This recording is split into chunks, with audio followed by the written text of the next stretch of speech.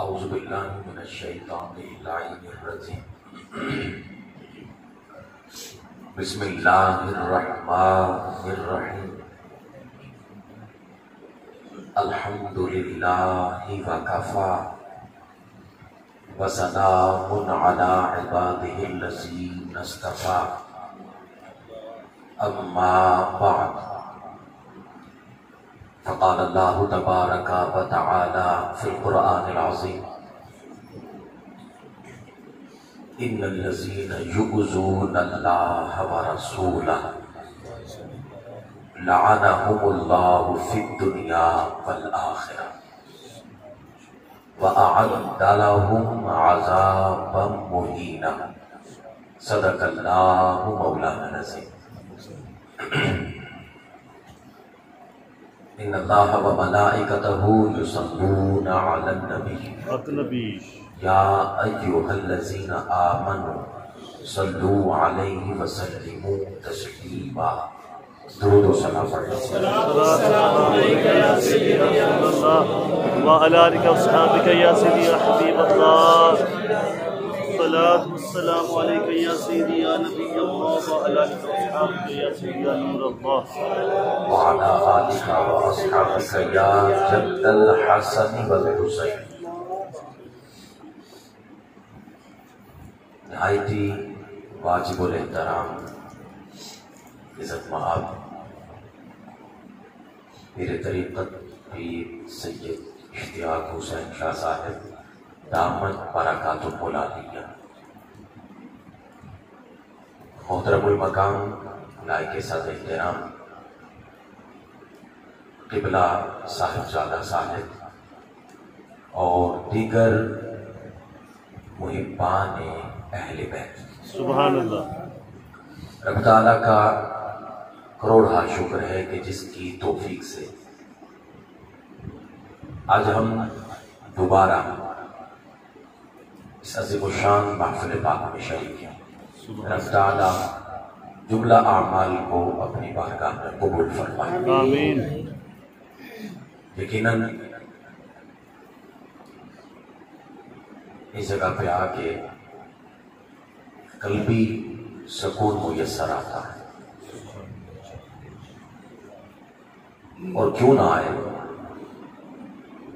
کہ ہم اس جگہ پہ بیٹھتے ہیں جہاں کثرت کے ساتھ وہ عمل کیا جاتا ہے، یعنی درود شریف کثرت کے ساتھ وہ عمل کیا جاتا ہے کہ جو دیکھنے میں وظیفہ ایک ہے،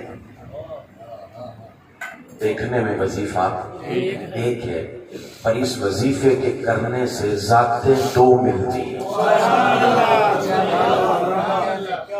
ذاتیں خدا بھی ملتا ہے اور مصطفیٰ بھی ملتا ہے، ورنہ ایک وظیفے سے ایک ہی کام ہوتا ہے۔ کیوں نہ قلبی سکون آئے کہ جہاں خدا کے توحید کی معرفت بھی ملے اور رسالت کا فیض بھی ملے۔ اس لیے بلکہ یہ میرے لیے اعزاز کی بات ہوتی ہے، فخر کی بات ہوتی ہے کہ اللہ حضرت صاحب حکم فرماتے ہیں اور میں یہاں پہ آتا ہوں، یہ مجھے عزت بخشتے ہیں، رب تعالیٰ انہیں دنیا اور آخرت میں عزتوں سے نوازے، اور آپ احباب کو بھی اس جہاں میں اور اگلے جہاں میں بھی عزتوں سے نوازے۔ میرا موضوع آپ کے علم میں ہے کہ یزیدیوں کا انجام کیا تھا۔ میں تمہیداً ابتداء چند اہم چیزیں قرآن و حدیث سے ذکر کرنا چاہوں گا، اس کے بعد میرا اپنا ایک مزاج ہے وہ اس اعتبار سے کہ میں زیادہ یزید کا ذکر نہیں کرتا،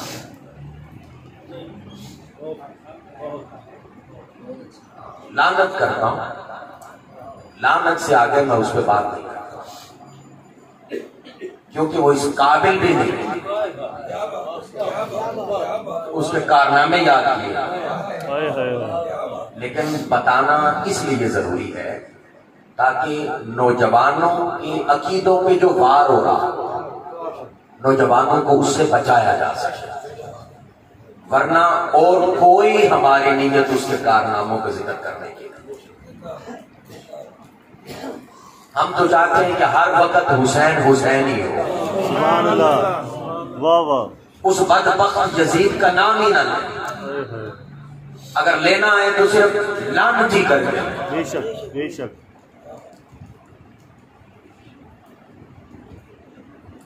بڑی اہم بات ہو رہی ہے، باتیں خاص طور پہ نوجوانوں کے لیے۔ سوشل میڈیا ایک ایسی شے ہے کہ جسے 10 بندے بھی سننے کے لیے تیار نہیں ہیں، اسے بھی لاکھوں لوگ تک رہے ہوتے ہیں۔ وہ اپنی بات سوشل میڈیا کے ذریعے لوگوں تک پہنچاتا ہے، نوجوان سنتے ہیں، تو چونکہ خود علم نہیں ہوتا، کورا کاغذ ہوتا ہے، تو جاہلوں کی باتیں بھی چھپنا شروع ہو جاتی ہیں۔ بڑا خوبصورت یہ طریقہ ہے کہ اس درود شریف محل میں آبا احباب کی روحانی تربیت درود شریف کے ذریعے بھی کی جاتی ہے، اور آپ کی علمی تربیت بھی کی جاتی ہے کہ کہیں پٹک نہ جائیں۔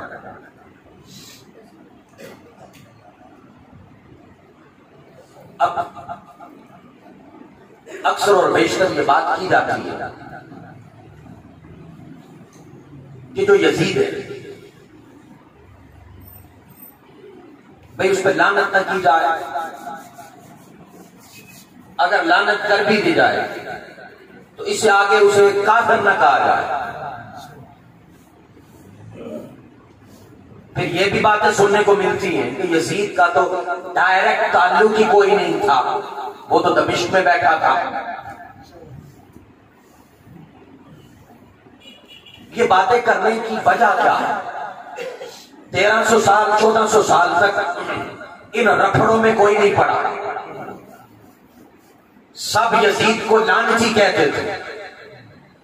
یہ آج کے دور کے اندر یہ فتنہ اٹھایا جا رہا ہے، سوشل میڈیا کے ذریعے لوگوں کو کہا جا رہا ہے کہ یزید کو کچھ نہ کہا جائے۔ یزید ڈائریکٹ اس میں انوالو نہیں تھا، اس کی مرضی شامل نہیں تھی۔ نوجوان بھی سنتے ہیں، کہتے ہیں ہاں بھائی بات تو ٹھیک کر رہا، کیوں کہ اپنے علم کا کاغذ ہو رہا، اس لیے کسی کی چھاپ چھپ رہی ہے۔ میں اکثر اپنے احباب سے سوال کیا کرتا ہوں کہ ہر بندہ دعویٰ کرتا ہے حضور کی آل کی محبت کا، بے شک بے شک، اور ایمان ہے الحمدللہ، آپ کی آل کی محبت کیا ہے؟ ایمان۔ میں انتہائی معذرت کے ساتھ میں اہل بیت اطہار کی محبت ایمان کا جز نہیں سمجھتا، میں جز نہیں سمجھتا، میں ایمان کی وہ بنیاد سمجھتا ہوں جس پہ سارا ایمان کھڑا ہے۔ واہ واہ واہ واہ، جیتے رہو، صرف ایک جز نہیں سمجھتا کیا بات ہے، کہ کامل نہیں رہے گا۔ میں کہتا نہیں، اگر یہ بنیاد نکال دی جائے تو زمین بوس ہو جائے گا، ایمان ختم ہو جائے گا، جز کی حد تک میں نہیں رہتا، الحمدللہ۔ اور اگلی بات، میں اکثر اب آپ سے سوال کیا کرتا ہوں کہ ہر بندہ دعویٰ کرتا ہے حضور کی آل سے محبت کا، چاہے کسی مکتب فکر سے تعلق رکھنے والا ہے، جو مرضی ہے وہ کہتا ہے میں بھی اہل بیت کا ذکر کرتا ہوں، میں بھی حضرت علی کو مانتا ہوں، سارے کہتے ہیں، تو پھر یہ بغض کیا شے ہے؟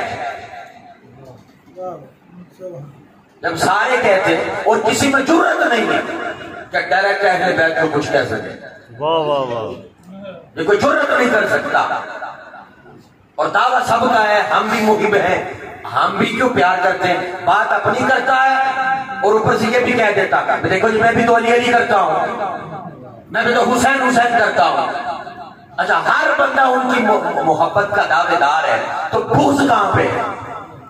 میرے آقا نے نہیں فرمایا تھا علی سوائے مومن کے تجھ سے کوئی پیار کر سکتا ہی نہیں۔ ہائے ہائے ہائے، نعرہ تکبیر، نعرہ رسالت، نعرہ حیدری، نعرہ تحقیق، نعرہ غوثیہ،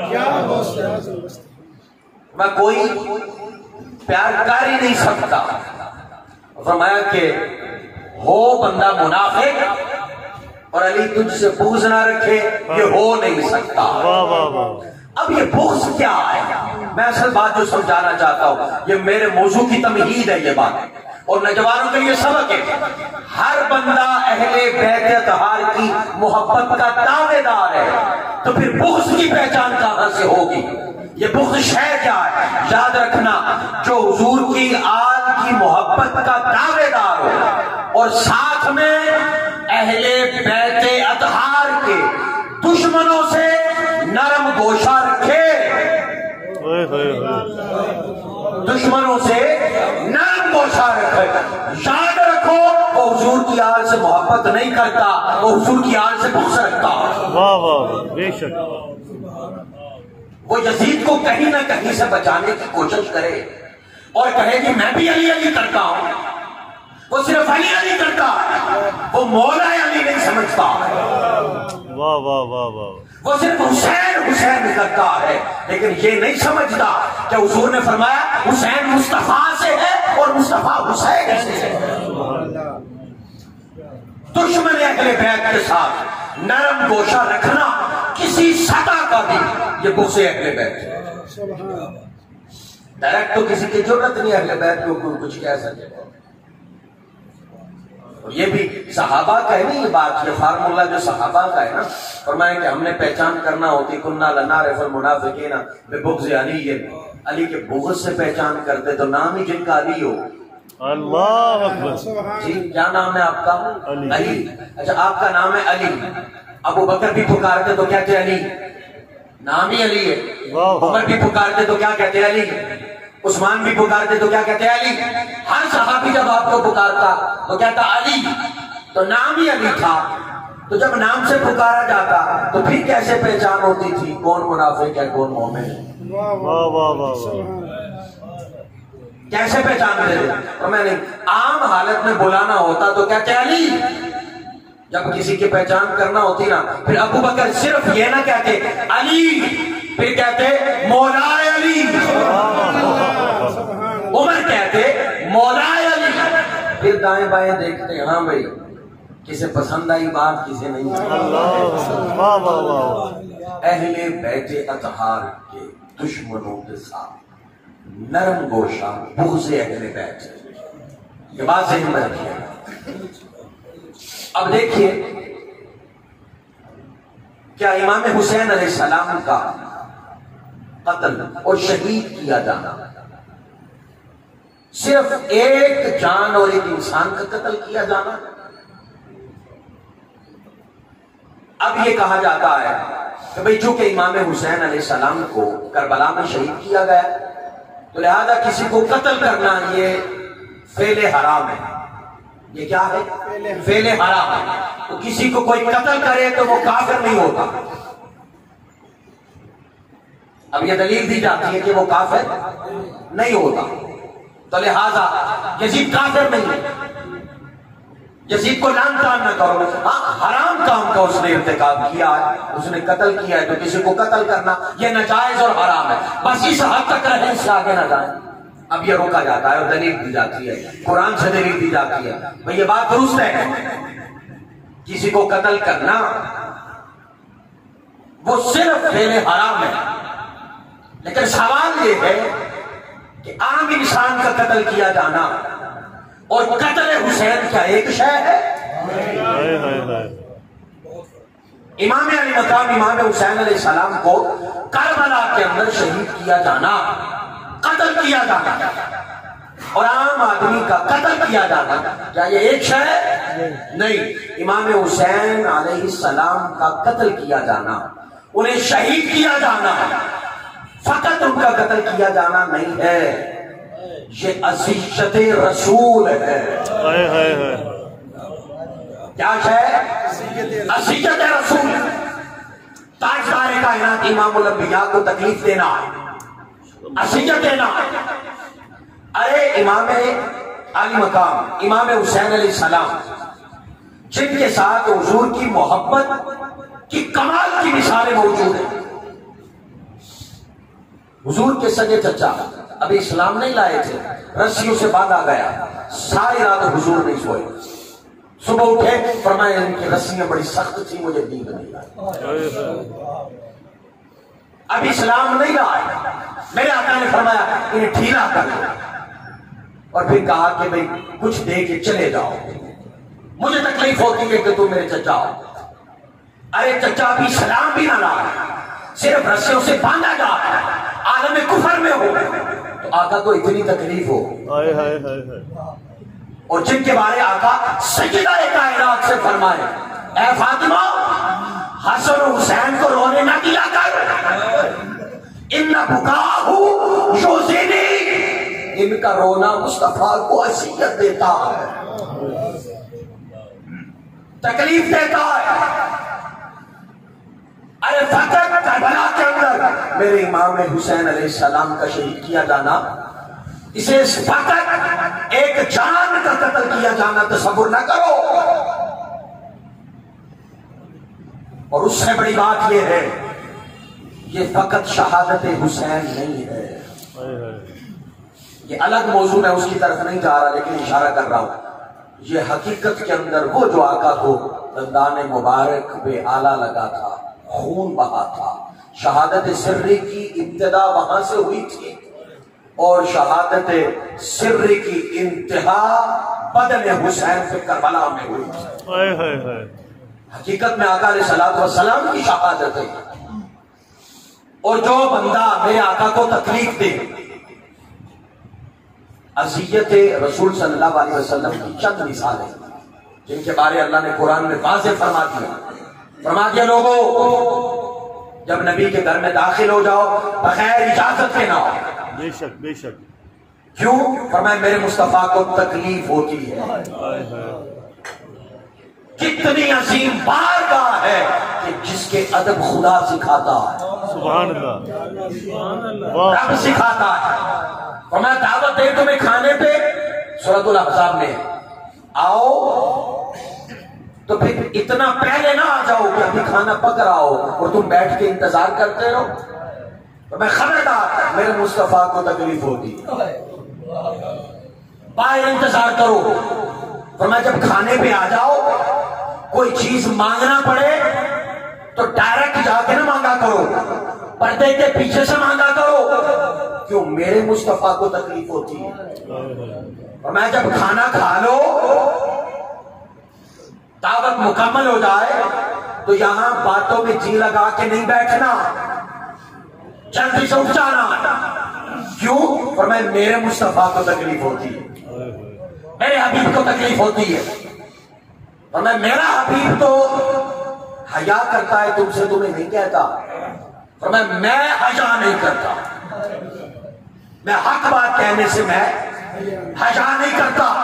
ہر وہ بات جو میرے مصطفیٰ کو تکلیف دے میں کہہ دیتا ہوں، یعنی حق بات کہنے سے میں حیا نہیں کرتا۔ واللہ لا یستحیی من الحق، فرمایا تمہیں خبردار، تمہیں حق نہیں پہنچتا میرے مصطفیٰ کو تکلیف دو۔ اب اگر کوئی بندہ، یہ چھوٹی چھوٹی چیزیں ہیں نا، دعوت سے پہلے نہ آ جاؤ، پھر بعد میں بیٹھے نہ رہو، بغیر پردے کے بات نہ کرو، یہ چھوٹی چھوٹی چیزیں، اس سے جو تکلیف ہوتی ہے اللہ وہ بھی منع کرتا ہے۔ اگر کوئی بندہ اس سے بڑھ کے تکلیف دے، قرآن کیا کہتا ہے؟ فرمایا ان الذین یؤذون اللہ ورسولہ، یہ جو کہتے ہیں یزید کو لعنتی نہیں کہنا، شاید دلیل ہے۔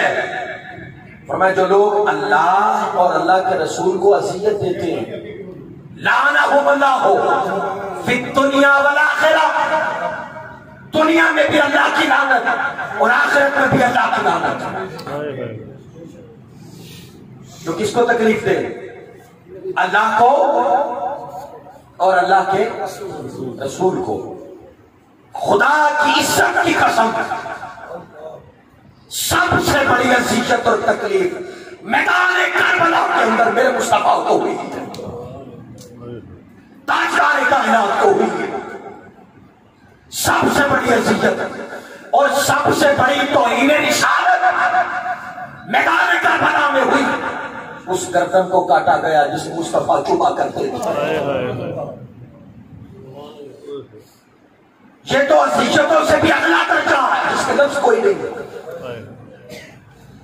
اللہ کہتا ہے جو اذیتیں میرے مصطفیٰ کو اور خدا کو بولا تجھے تو اذیت دے ہی کوئی نہیں سکتا، تیرا تو جسم ہی کوئی نہیں، یہ اپنا ساتھ ذکر کیوں کر رہا ہے؟ اور میں اس لیے نادانوں تمہیں سمجھانا چاہتا ہوں، مجھے تو کوئی جرأت نہیں کر سکتا تکلیف دینے کی، لیکن جو تکلیف مصطفیٰ ہے وہ تکلیف خدا ہے، وہ خدا کی تکلیف ہے۔ لعنہم اللہ فی الدنیا والآخرہ، فرمایا جو انہیں تکلیف دے اس کے لیے لعنت اس جہاں میں بھی ہے اور لعنت اس جہاں میں بھی ہے۔ اور اس آیت کی روح سے کائنات کا سب سے بڑا لعنتی بدبخت یزید ہے، وہ یزید ہے۔ اب اسی آیت سے ذرا غور کیجئے گا، فرمایا وَأَعَدَّ لَهُمْ، اللہ کہتا ہے میں نے صرف لعنت نہیں کی، وَأَعَدَّ لَهُمْ عَذَابًا مُهِينًا، میں نے دردناک عذاب تیار کر رکھا ہے۔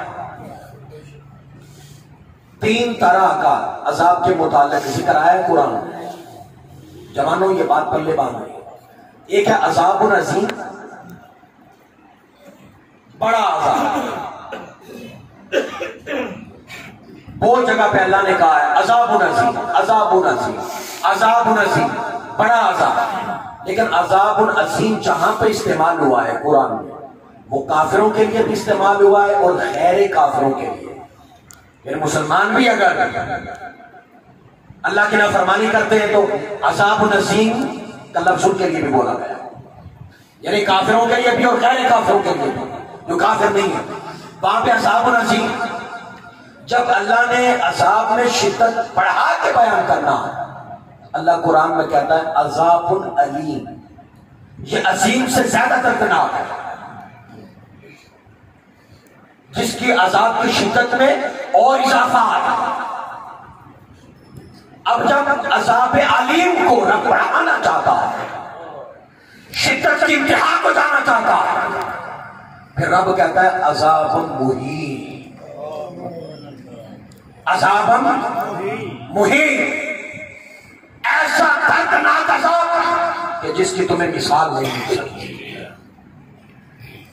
اور پھر اس سے اگلی بات سنیے گا، پورے قرآن کے اندر عام طور پہ عذاب مہینہ کافروں کے لیے استعمال ہوا، غیر کافر کے لیے نہیں، کافروں کے لیے۔ اب آیت پڑھیے گا، اللہ فرماتا ہے جو اللہ اور اللہ کے رسول کو اذیتیں لعنہم اللہ فی الدنیا والآخرہ، دنیا میں بھی لعنت، آخرت میں بھی لعنت۔ وَأَعَدَّ لَهُمْ عَذَابًا عَظِیمًا، نہیں، عذابًا علیما نہیں، عذابًا مہینا، ایسا دردناک عذاب کہ سننے والے بھی تنگ رہتا ہے، لرزتا ہے۔ بدبخت یزید کے لیے عذاب مہین ہے، اور عام طور پر یہ کافروں کے لیے استعمال ہے۔ کیوں؟ جو اذیت رسول ہے وہ ایک انتہا کو پہنچے تو کفر بنتی ہے۔ اب یہ سوال ہوگا کہ امام حسین علیہ السلام کا شہید کیا جانا یہ آقا علیہ الصلوۃ والسلام کے لیے اذیت کیسے ہے؟ حضرت ام سلمہ فرماتی ہے آقا علیہ الصلوۃ والسلام تشریف فرما تھے، امام حسن اور امام حسین علیہم السلام، آپ کھیل رہے تھے، قربان جائیں، حسن و حسین کھیلے تو دیکھنے والے مصطفیٰ، وہ منظر دیکھنے والے امام الانبیاء کھیل رہے تھے۔ توجہ میری طرف رکھیے گا، حضرت ام سلمہ کہتے ہیں میں نے دیکھا کہ امام حسن اور حسین جب کھیل رہے تھے اور گھر تھا حضرت ام سلمہ کا، فرمایا کہ اچانک حضور علیہ الصلوۃ والسلام کی آنکھوں سے آنسو جاری ہو گئے۔ اب ذرا توجہ میری طرف رکھیے گا، بات ظاہر ہو جائے، آنکھوں سے آنسو جاری ہو گئے، میرے آقا رو رہے ہیں۔ حضرت ام سلمہ سے کہیں یا رسول اللہ یہاں تو کوئی ایسا معاملہ نظر نہیں آتا جو آپ کو رلا دے، آقا آپ کیوں روئے؟ میرے آقا فرمانے لگے اے ام سلمہ ابھی جبریل آئے تھے اور جبریل نے مجھے خبر دی ہے وہ میرا بیٹا حسین وہ جو کھیل رہا ہے وہ جو میری آنکھوں کے سامنے ہے اور میری آنکھوں کی ٹھنڈک ہے.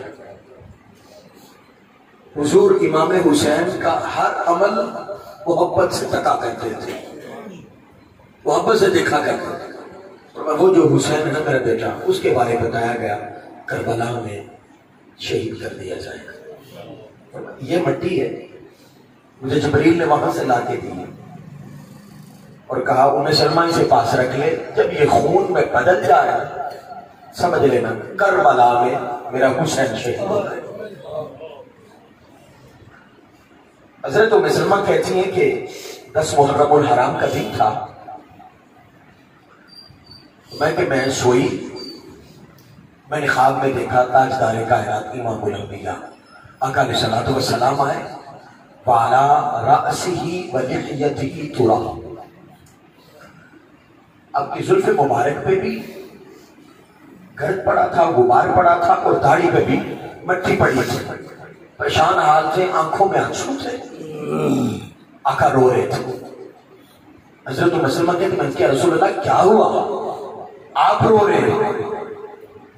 میرے آقا نے فرمایا کہ شہید تو قتل الحسین آنفا, میں میدان کربلا سے آ رہا ہوں, میرا حسین شہید کر دیا. میرے حسین کو بے دردی کے ساتھ شہید کیا گیا. اتنی بڑی اذیت آقا علیہ الصلوۃ والسلام کے چہرے مبارک پہ بھی مٹی کے اثرات, داڑھی پہ بھی مٹی کے اثرات, زلفوں پہ بھی مٹی کے اثرات, اور آقا مدینے میں نہ رہے, کربلا میں گئے. اور یہ حدیث کے لفظ ہیں کہ سارا دن وہاں سے میں خون اکٹھا کرتا رہا ہوں. اور ایک شیشے کے اندر بند تھا, وہ دکھائی حضرت ام سلمہ کو. اسی طرح حضرت عبداللہ بن عباس کو بھی خواب میں حضور آیا, وہی حال تھا. کتنی اذیت تھی میرے مصطفیٰ کریم کو. اور صرف اتنی نہیں, تاریخ کے اندر آتا ہے جب امام حسین علیہ السلام کو شہید کیا گیا 3 دن تک سورج نے اپنا منہ نہیں دکھایا. 3 دن تک سورج سامنے نہیں آیا, اندھیرا چھایا رہا. فرمایا کہ پرندے کربلا چھوڑ دے, میدان کربلا چھوڑ دے. فرمایا وہاں کے چرندے پرندے ہجرت کر گئے. اتنا ظلم کربلا کے اندر ہوا تھا, اور پھر ابھی بھی من ان کا راضی نہ ہوا. امام حسین علیہ السلام کا سر انور نیزے پہ چڑھایا گیا,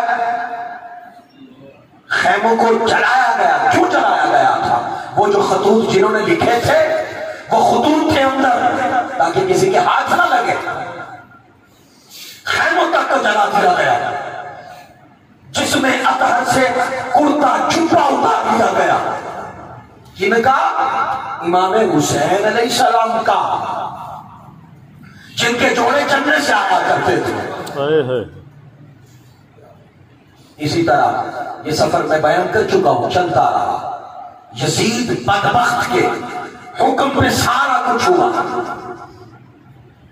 اب دربار یزید کے اندر جب میرے امام حسین علیہ السلام کا سر انور رکھا گیا تو یزید کے دربار میں یزید نے اپنی چھڑی کے ساتھ, میں چند چیزیں صرف اس کی بیان کروں گا. میں پہلے عرض کر چکا ہوں, میں اس کا زیادہ نام لینے کا جو ہے وہ میں کرتا ہی نہیں ذکر اس کا. وہ لفظ میں کہتا ہوں, میں اپنے لفظ آئے کرتا ہوں. امام حسین علیہ السلام کا جو سر انور تھا رکھا گیا, یزید بدبخت نے چھڑی کے ساتھ لبوں کو کریدنے لگا. کن کے لبوں کو؟ امام حسین کو, جنہیں حضور چومتے تھے.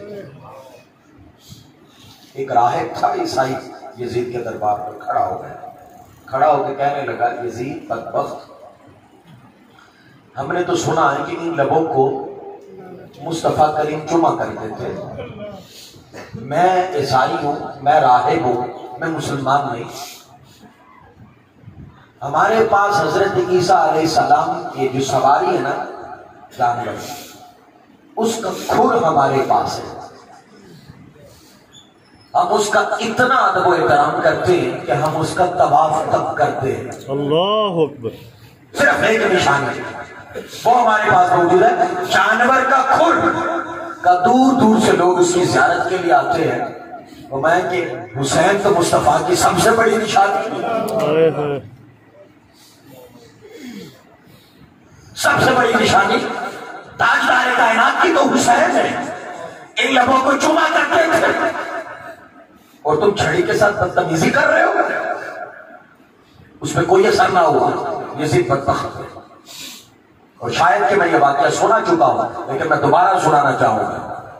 اسی یزید کے دربار کے اندر ایک خاتون کے جس کی کمر جھکی ہوئی تھی، حبشہ کی خاتون تھی، اس نے وہ دور بھی دیکھا تھا جس دور میں حسین علیہ السلام حضور کی چھاتی پہ بیٹھا کرتے تھے. اس خاتون نے وہ سارا دور دیکھا تھا جو زبان مصطفیٰ حسین چوسا کرتے تھے. اٹھ کھڑی ہو کے کہا یزید بدبخت، ان لبوں کو جنہیں حضور چوسا کرتے جو بدتمیزی کر رہا. یزید نے کہا اس کا سر تن سے جدا کر دیا جائے، مار دیا جائے. اسے میرے آگے بولنے کی ضرورت کیسے ہوئی؟ یزید کے جو گارڈ تھے نا محافظ، ان میں حبشہ کے فوجی بھی تھے. سب نے تلواریں نکالا. کہا یزید اگر ایک تلوار اس خاتون کی طرف پڑی، ایک تلوار بھی پڑی تو یہ حبشہ سے ہے، یہ حبشہ کی عزت ہے، ہم برابر کر دیں گے اور تیرا سر تن سے جدا کر دیں گے. واہ واہ واہ. اس وقت حضرت زینب سلام اللہ تعالی علیہا مدینے کی طرف چہرہ کر کے کہا نانا جان تکیے گا. حبشہ کی خاتون کے لیے ہزاروں تلواریں نکلوائیں کہ کربلا سے لے کر دربار یزید تک ہمارے لیے ایک تلوار بھی نہیں نکلی. میدان کربلا سے لے کر یہاں تک ہمارا وارث کوئی نہیں بنا. حبشہ کی خاتون کے تو وارث بن گئے، تلواریں لے کے میدان پہ اتر آئے. حضرت زینب نے یزید کے دربار میں خطبہ دیا، امام زین العابدین نے خطبہ دیا، بات کی یزید سے. اور حضرت سکینہ سلام اللہ تعالی علیہ یزید نے کہا یہ کون ہے خاتون، چھوٹی بچی کون ہے، بولتی کیوں نہیں؟ کیا وجہ؟ تاریخ میں ہے یہ یزید کے کارنامے، یزید کے لیے نرم گوشہ رکھنے والے، یزید کو لعنتی کہنے سے کترانے والے اور اسے دائرہ اسلام میں داخل کرنے والے. ذرا سنیں یہ مسلمان کا رویہ ہو سکتا ہے؟ یزید نے کہا یہ ننھی بچی کون ہے؟ کہا جی یہ. اور یہ بولتی کیوں نہیں؟ یہ یزید نے کہا بولتی کیوں نہیں؟ تاریخ میں آتا ہے کسی نے آواز دے کے کہا بدبخت رسیاں اتنی بندھی ہوئی ہیں اور یہ اتنی سہمی ہوئی ہیں کہ یہ بات نہیں کر سکتی. یزید نے اپنے فوجی کو کہا کہ رسیاں جو ہے ہاتھوں کے ساتھ کھولو. ننھی سکینہ بھاگ کے حضرت زینب کے ساتھ چمٹ گئی. آپ نے کہا خبردار کوئی قریب نہ آئے، یہ خانوادہ مصطفیٰ ہے، یہ رسیاں میں کھول سکتی ہوں، کوئی اور نہیں کھول سکتا ہے، کسی خیر کا باقی نہیں لگ سکتا ہے. یہ دربار یزید کے اندر حضور کی آل کا تماشا بنایا جا رہا ہے. اور یزید نے بدر تخت پہ بیٹھ کے کیا لفظ بولے تھے؟ یزید نے کہا تھا کاش آج ہمارے وڈیرے زندہ ہوتے تو انہیں پتہ چل جاتا میں نے بدر کا بدلہ لے لیا ہے. یہ لفظ ہے یزید کے. میدان بدر میں جو ہمارے وڈیرے مارے گئے تھے آج یزید نے اس کا بدلہ لے لیا. اور پھر بات صرف یہاں تک نہیں رکی، سنیے گا. پھر جب مدینے میں بغاوت ہوئی، مدینے میں یزید کے خلاف بغاوت ہو گئی. اب یزید نے اپنا لشکر مدینے کی طرف روانہ کیا اور یزید نے 3 دن تک مدینے کو مباح قرار دیا، حلال قرار دیا. مدینے کو جسے حضور علیہ الصلوۃ والسلام نے حرم بنایا ہے، اسے حلال ڈکلیئر کر دیا اور کہا جو کوئی بغاوت کرے سر کچل دو اس کا، کوئی مدینے کا حیا نہ کرے۔ اور پھر مدینہ شریف کے اندر مسجد نبوی شریف کے اندر وہ جگہ روضۃ من ریاض الجنہ، وہاں یزید نے کوڑے باندھے، یزید کے حکم پہ باندھے گئے۔ تو جہاں گھوڑے باندھے جائیں تو کیا گھوڑے پیشاب نہیں کرتے؟ اس حد تک کی گستاخی مدینے کی ہوئی۔ اور صرف اتنا نہیں، جو کوئی صحابی مل جاتا اسے تھپڑوں کے ساتھ مارا جاتا۔ 3 دن تک مدینے میں اذان نہیں ہوئی۔ حضرت سعید بن مسیب فرماتے ہیں کہ مدینے میں جب 3 دن اذان نہیں ہوئی، 3 دن تک روزہ رسول سے ہر وقت نماز کے وقت اذان ہوا کرتی تھی۔ باہر یزید نے معطل کر دی۔ اور یاد رکھیے گا یہ تاریخ میں لفظ ہے، خواتین تک کی بے عزتی کی گئی۔ میں وہ اگلے لفظ نہیں بولتا، کس کے کہنے پہ؟ یزید کے کہنے پہ مدینے کو مباح ڈکلیئر کر دیا گیا، مسلمانوں کو مارا گیا، صحابہ کو شہید کیا گیا، ضعیف عمر صحابہ کو شہید کیا گیا، حتیٰ کہ ایک صحابی کے نا چہرے پہ داڑھی کوئی نہیں تھی۔ کسی نے پوچھا بھی تمہارے چہرے پہ تو داڑھی تھی، داڑھی کدھر گئی؟ کہا تمہیں واقعہ یزید کا نہیں پتا؟ جب مدینے میں آیا تھا اس نے اپنی فوج بھیجی تھی، فرمایا میرے گھر کے اندر فوج یزیدیوں کا ایک قافلہ داخل ہوا، سب لوٹ کے چلا گیا۔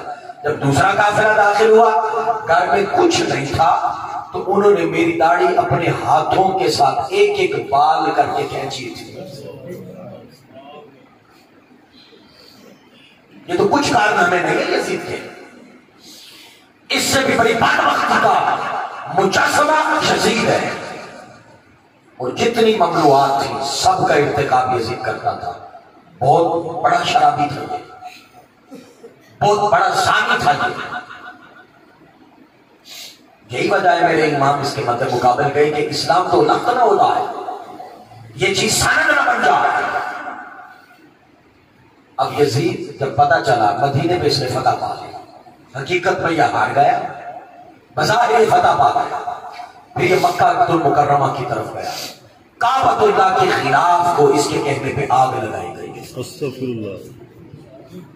کعبۃ اللہ کو آگ لگائے گی، اللہ کے گھر کو آگ لگائے گی، کس کے کہنے پہ؟ یزید کے کہنے پہ۔ حتیٰ کہ اس کے متعلق، موت کے متعلق 2 باتیں ملتی ہیں تاریخ میں۔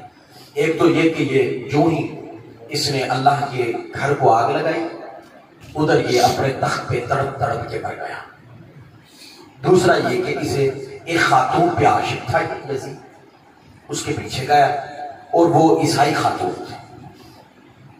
اس عیسائی خاتون نے جب یہ دیکھا یہ مجھ پہ یزید عاشق ہے تو اسے ساتھ لے کر جنگلوں کی طرف نکل گئی اور چپکے سے یزید پہ وار کیا اور پہلا وار کر کے کہا تو اپنے نبی کی آل کا وفادار نہ ٹھہرا۔ واہ واہ واہ۔ یہ کس نے کہا؟ عیسائی خاتون۔ اپنے نبی کی آل کا وفادار نہ ٹھہرا، میں تیری وفا پہ کیسے یقین؟ تلوار ماری، گردن اڑا کر رکھ دی، واصل جہنم کر دی۔ اور اسی طرح مختار سقفی، اس نے پھر چن کے جنہوں نے حضور علیہ الصلوۃ والسلام کی آل کے ساتھ یہ ظلم کربلا میں کیا تھا، اس نے چن کے سب کو مارا۔ وہ ایک تاریخ میں ہر شے موجود ہے، کس کو کیسے مارا، کس کو کیسے مارا، مختار سقفی۔ اس لیے میں آخر میں جو پیغام دینا چاہتا ہوں وہ یہ کہ لوگوں حضور علیہ الصلوۃ والسلام کی آل کے ساتھ اس طرح محبت کرو کہ دشمنوں کے ساتھ رتی برابر بھی نرم گوشات نہیں۔ بعض نے تو امام بنا رکھا ہے نا یزید کو، تو ٹھیک ہے ہمیں کیا اعتراض ہے، وہ کل اس کے ساتھ اٹھیں گے، ہم حسین کے ساتھ اٹھیں گے انشاءاللہ انشاءاللہ۔ بیان ہے نا اپنے، پر ٹھیک ہے کوئی کہتا ہے میرا ایمان ہے یزید تو 100 بار مانا، پھر اسی کے چٹے تلے سے اٹھایا جائے گا. ہم کہتے ہیں ہم حسینی ہیں. تو آپ کو پتہ ہے لوائے حمد اٹھایا کس نے ہوگا؟ حضور مولا کائنات. انشاءاللہ ہم اس جھنڈے کا لیں. تو نوجوانوں مت کسی کی بات سن کے نا اپنے ایمان کا ایک معیار بنا لیں. وہ معیار کیا ہے؟ وہ معیار حضور کی آل سے کیا ہے. جو اس طرح کی بات کرے نا، سادہ لفظ میں ہر مولوی جو مولوی بات کرے تقریر کرے، اگر اس کی گفتگو سے محبت اہل بیت کی خوشبو آئے تو سن لو، نہ آئے تو اسے چھوڑ دو، اسے الوداع کہہ دو، اسے باہر سے کوئی. کیوں؟ ہمارے ایمان کے معیار کا نہیں ہے. رب تعالیٰ صحیح معنوں میں ہمیں اہل بیت اطہار کی محبت نصیب فرمائے. اور آج کے خطاب کا خلاصہ یہ نکلا کہ حسین علیہ السلام کا جو شہید کیا جانا ہے یہ اذیت رسول اللہ ہے. اور جو رسول اللہ صلی اللہ علیہ وسلم کو اذیت دے وہ اس جہاں میں بھی لعنتی اور اس جہاں میں بھی لعنتی. اور جو رسول اللہ صلی اللہ علیہ وسلم کو اذیت دے قرآن کی روح سے وہ دائرہ اسلام سے خارج ہے. بے شک بے شک وہ کافر ہے. اور یہ حضور نے فرمایا کہ جو مدینے پہ حملہ کرے یا برائی کا ارادہ رکھے اللہ اسے اس طرح جہنم میں پگھلائے گا جس طرح نمک پانی میں پگھلتا ہے. اور اس نے 3 دن تک مدینے کے اندر اس کے حکم پہ پامالی ہوئی، بے حرمتی ہوتی رہی. اس لیے اس پہ لعنت کرنی ہو تو جھجک نہیں ہونی چاہیے. انہوں کافر کھنا ہونے تو جھجک نہیں ہونی چاہیے کوئی بھی. اب یزید تو ایک فرق تھا نا، قیامت تک کے لیے نظام یزیدیت رہے گا. یزیدیت بھی اپنے وجود میں رہے گی. وہ کیسے؟ جو حضور کی آل کا محب نہیں وہ یزید ہے. اور کیا ہے؟ بے شک. واہ واہ واہ واہ. اور کیا ہے؟ ارے کربلا کے اندر اس دور میں کربلا کے میدان میں یزید کا مسئلہ کیا تھا؟ جس میں حسین. کیا مسئلہ تھا؟ جس میں حسین. کربلا کے بعد قیامت تک کے لیے یزید کا مسئلہ ذکر حسین. نعرہ تکبیر، نعرہ رسالت، نعرہ رسالت، نعرہ تحقیق، نعرہ حیدری، نعرہ غوثیہ، حسینیت زندہ باد، حسینیت زندہ باد، یزیدیت مردہ آباد. میدان کربلا میں وہ یہ چاہتا تھا کہ جس میں حسین سے جان چھڑائی جائے اور ذکر حسین علیہ السلام قیامت تک کے لیے. اب یزیدیوں کا مسئلہ بن گیا وہ ذکر حسین نہیں کرنے دیتے، اگر کریں بھی مان سے نہیں کرتے. بس خلاصہ یہی ہے کہ قیامت تک کے لیے یزیدیت رہے گی، پر پہچان کیسے ہوگی؟ وہ وہی ہے جو کربلا میں معیار تھا. جو حسین کی طرف تھا حسینی، جو یزید کی طرف تھا یزیدی. قیامت تک کے لیے جو محبت اہل بیت پہ ہے حسینی، جو محبت اہل بیت سے چڑھتا ہے وہ یزیدی.